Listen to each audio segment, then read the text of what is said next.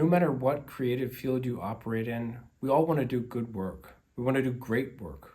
We want to do work that matters.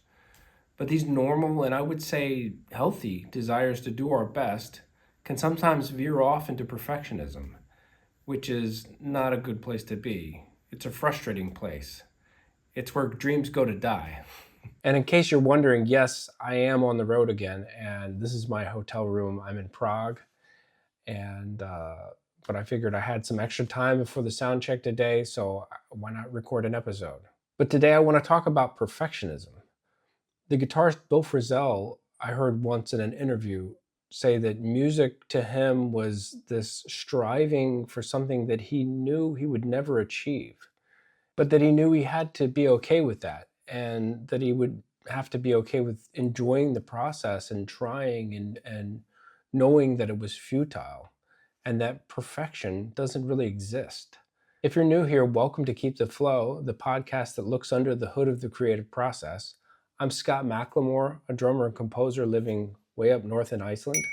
After 35 years as a professional musician and decades of experience in graphic design and writing, I decided to turn my fascination with creativity into a resource for the creatively inclined. So one of the reasons I'm in Prague actually is I'm about to go back into the studio to record another album. Originally, I was thinking I just wanted to record enough music to fit on a vinyl LP, which is for a jazz album, that's maybe 4 tunes each side max. Hey there. Actually, I had to stop recording in Prague, and I didn't really have time to do it again until I got back. So now I'm back in Iceland for a little while, and this is where I teach, just in case you're wondering. I was getting ready to tell you how I was about to go in the studio. Actually, I'm done with the studio session now, and it went really well. But when I started thinking about the music that I had prepared for the session, I started to feel like something was missing.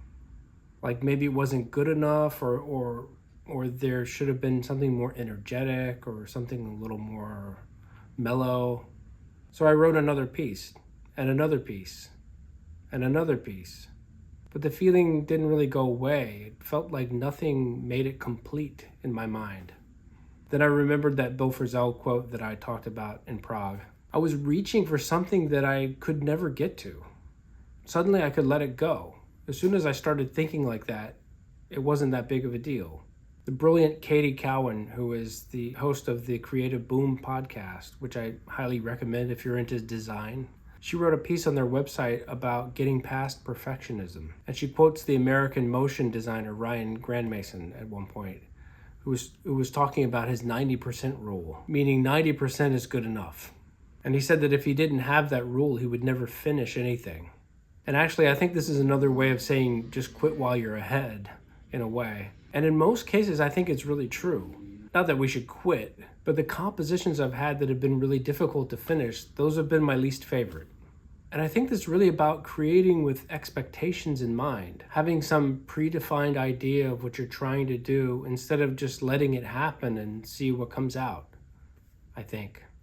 I'm not totally sure, to be honest, but I know that chasing perfectionism is one of those things that's both a noble pursuit and a recipe for disaster.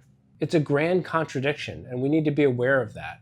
The notion that there even is some perfection that we could get to is sort of a carrot for creative people, but there's a point of diminishing returns. We have to be able to let go. We have to be able to step back and look at what we've done and be okay with it, even though we think it could have been better, could also be worse. But this question of when something is finished can only be answered by each artist on an individual basis. There's no formula. We can only feel our way through. There's a study from 2006 by psychologists Joachim Stuber and Kathleen Otto. They explored the question of whether perfectionism is always a bad thing and found that there's actually a healthy type of perfectionism, one that drives people to create without fear of failure, and they refer to this as perfectionistic strivings. This is like the Bill Frisell version of perfectionism, always reaching for the unattainable thing but never feeling disappointed. But then there's the more toxic form of perfectionism, which most of us are more familiar with, which keeps you stuck, constantly doubting your work, which they call perfectionistic concerns. So the research suggests one way to break free of our perfectionistic concerns is to shift our focus away from how the work fell short of our expectations to how we did the best we could. And also that we should try to reframe mistakes as progress.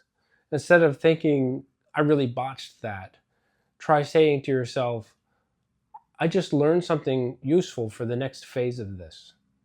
Another thing Stuber and Otto's research gets at is the importance of acknowledging what gets done as opposed to what's missing, focusing on progress instead of mistakes. In the spirit of gratitude journaling, it can be helpful to write down 3 things that you did that worked, no matter how small. So remember that not all perfectionism is bad. If it pushes us towards excellence without crushing us when we fall short, that's great.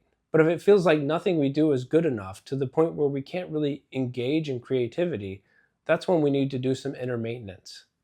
If you're interested in ways to overcome this sort of hypercritical mindset, my episode on how to be your ideal boss is a good place to start, which you can click on right here. Thanks so much for hanging out. I'll catch you in the next episode. Until then, keep the flow.